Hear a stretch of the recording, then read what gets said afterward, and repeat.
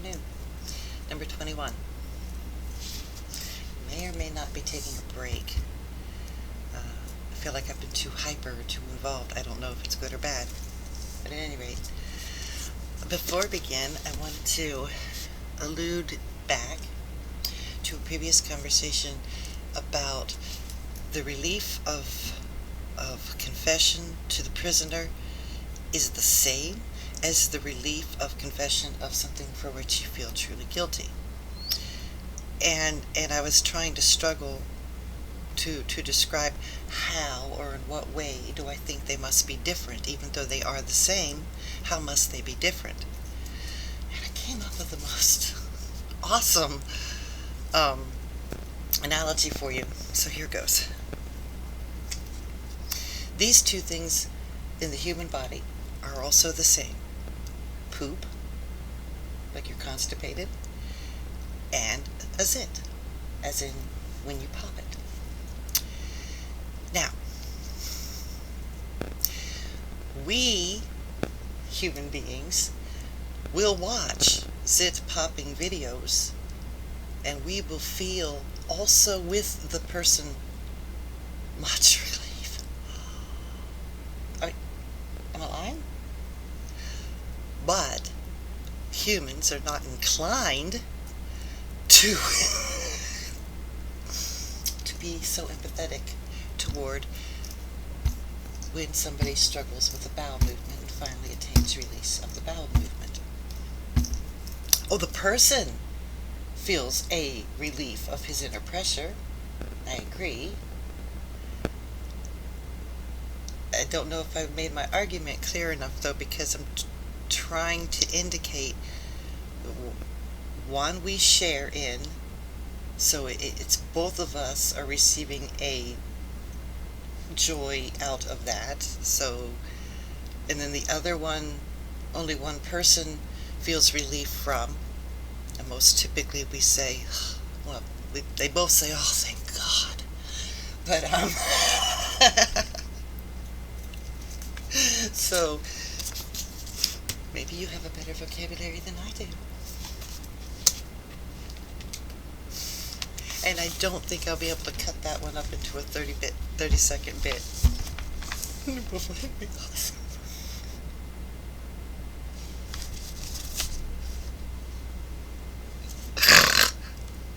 I'll get viewers then. No, I won't. Because though I might be funny from time to time, I am a serious teacher, reader. Faker. Alright, back to business.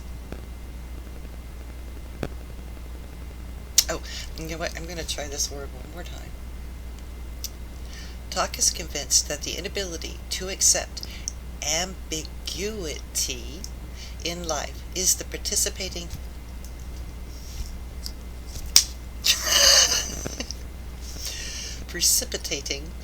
factor in sudden conversions, but such sudden conversions only appear sudden. However, the processes leading up to them have been operating throughout life. Those processes are childhood indoctrination of ideas and socialization, which, you know what, how far ahead which keep a child, and now adult, within the framework of experiences where those original ideas receive least challenge. But eventually, he may have to acknowledge that there are shades of gray between the black and the white of his convictions. Talk says, the typical product of socialization is a person who has become incapable of accepting with equanimity the uncertainties and complexities of life. Instead, he has learned to impose the beliefs of his parents on his encounters with the world. These beliefs provide structure where there are frequently none. I already read this. I don't want to read it. Offer certainty where there is ambiguity, and predict events which are indeterminable. One consequence of our acquired predilection for absolutes is that it creates discontinuity in the way our beliefs change. Those were some difficult words. Did you guys understand that? One consequence of our acquired predilection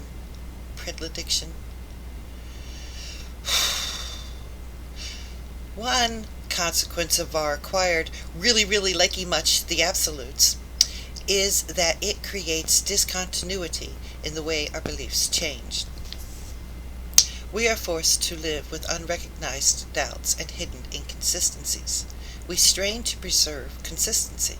We assert convictions that we no longer unambiguously believe. Oh, you can say unambiguously. Ultimately, when our reservations and hidden adjustments reach a bursting point, we merely substitute a new set of absolutes for the old. We experience the culmination of changes as a switch, and we boast of a conversion. And this will be Toth speaking, coming up here. The person must feel that this time the answer to all the problems in the universe is at hand. He cannot accept less because his specifications have always included complete certainty.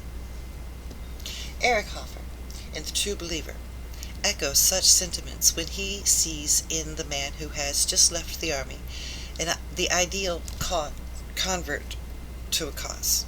Okay, what? Eric Hoffer, in The True Believer, echoes such sentiments when he sees in a man who has just left the army the ideal convert to a cause. She's English. Kind of have to forgive her and be patient with me.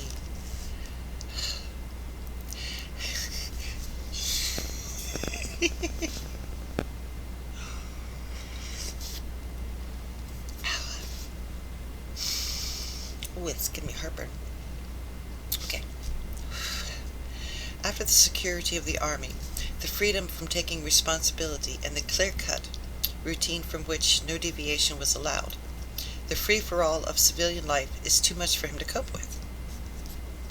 Okay, so Eric Hoffer thinks that the man who just got out of the army would be the greatest person to go brainwash. He's wrong about that. Woo, he's wrong about that.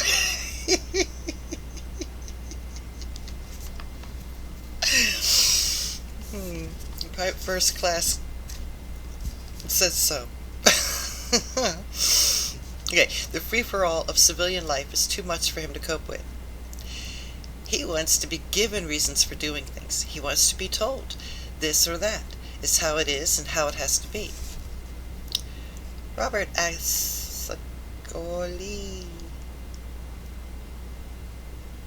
Italian is hard. Robert Assagioli. I did it! Okay, who studied under Freud and then parted company from his ideas. Well, good for you. Unfortunate name you have for being a Freud fan. And established his own school of psychological thought called psychosynthesis. Believed that neurosis was the result of the inability to make choices. Like the dogs. He felt that Freud, with his theory of unconscious motivations, had destroyed the idea of individual will, and that the person who acknowledged that he had will was capable of becoming master of his destiny. Geez, I like you, Mr. Assagioli. Assagioli. Oh, sorry. If we are ambivalent about anything, he held, it was not because will was split, but because there was a conflict between will and a confusion of drives and desires. Such a conflict was inevitable. All human life involves choices, and neurosis was the product of trying to combine the incompatible instead of making choices. Holy cow, that's fucking awesome! Dude. Oi. Sorry, I'm just saying I agree.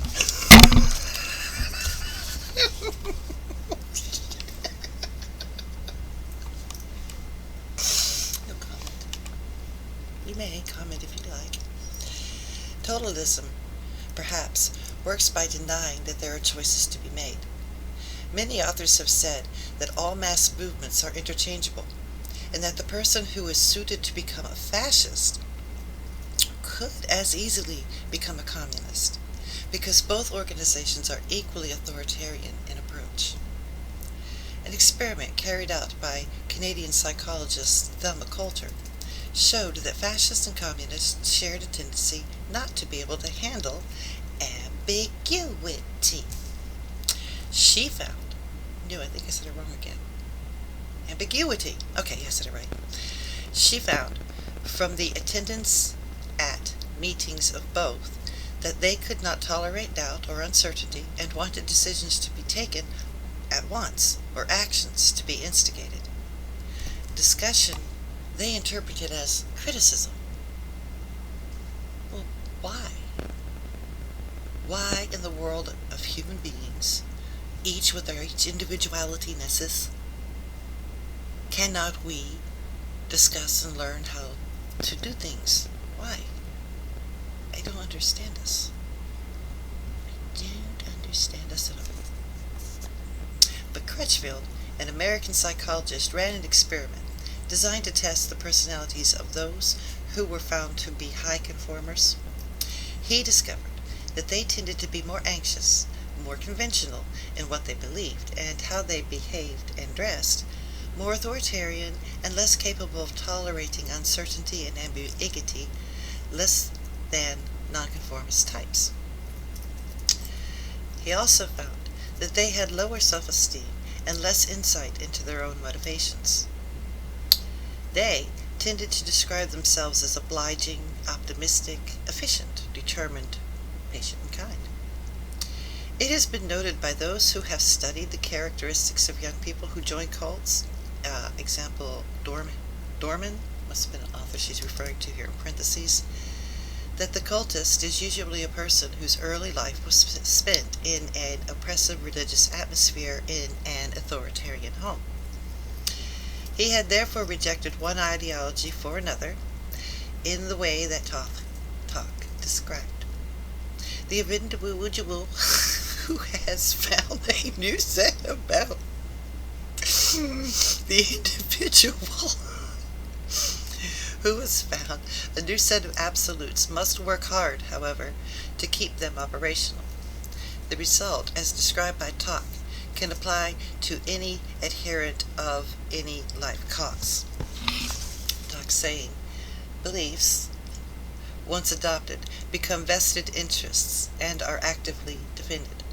Perceptual and cognitive mechanisms of various kinds dispose of facts and logic, so as to ensure that the world we encounter corresponds to our conception of it, rather than vice versa. At a given point in the process, the believer has walled himself in. Every event he encounters must be processed in terms of his beliefs. Every opportunity must be used to cement his system. At this stage, only authority can produce innovation. Nothing remains of autonomy except the ingenuity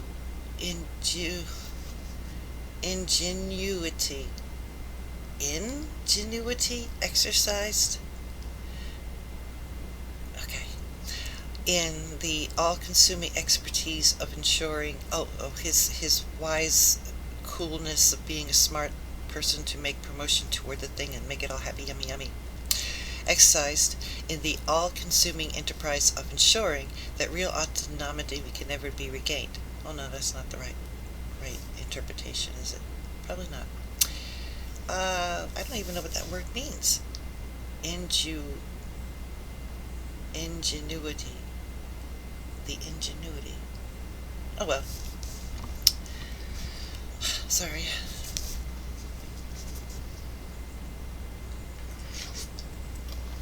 Well, let's try to understand what he's saying. Unless you do. Make a comment. Tell me how dumb I am, okay? So let's pretend we're talking about Christians. We all know the stereotype well enough if we've been around the internets for any time. every opportunity must be used to cement a system. Now, he says only authority can produce innovation. What does that mean? That means you can never present your pastor with a sermon that you wrote. All the new ideas have to come from the right people. How about, where's your degree? So, for himself, this person, nothing remains of his autonomy except the word I don't know exercised in the enterprise of ensuring that his real will can never be regained. Also, that's unconscious business. Ingenuity exercised in the enterprise of ensuring that his real self can never be regained. So that would mean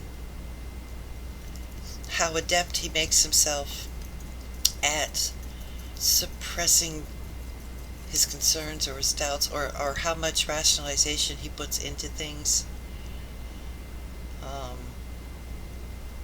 Indecision, this must be related to the indecision that we spoke of earlier. The product of denying, all human life involves make choices, and neurosis was the project of trying to combine the incompatible instead of making choices. Now in this case, it is incompatible that he has his own real will. Maybe he'll call it sin. Maybe he'll call it, it would be sinful for me to not get up and go to church on Sunday. So he would suppress, and then he might, like I said, he'll use all these different ways, these habits that he uses, the friends that he makes that he wants to go see, and he can only see them at church, these such things. And that's the most effort I'm going to put into describing this, because I'm very unsure that if I think that I'm right, but I don't know. So, and I'm just stalling. Like I said, I'm a little zapped. Tomorrow's going to be my Friday at work, finally, the 8th day in a row, and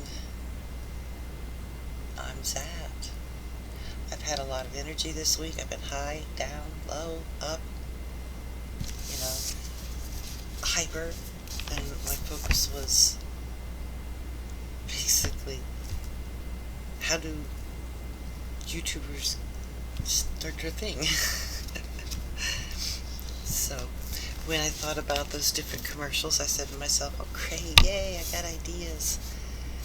And I didn't want to suppress trying them out by saying, nobody ever tells me my ideas are good before I try them out, and nobody ever and some people tell me my ideas are good after I try them out, but not a lot of people. So let me just try out the idea instead of being afraid that it's stupid, because that stops us so much. Maybe we find a place where you learn from the stupid that you do. Well, preferably, I wish for everybody that we have an environment where we can practice being stupid without somebody trying to come in and destroy you. I'm not asking you guys to, oh my god, I'm going to suddenly do my thing, I don't care, screw the world. Like I told you earlier. Wisdom and discretion. But find a place for yourself to discover who you are. Like nobody's here around me. Do you think I act like this in reality?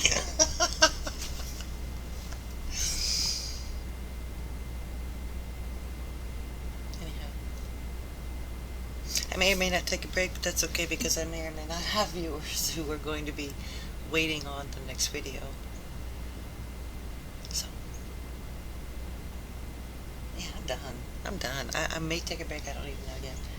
Let me just get out of your hair. Bye-bye.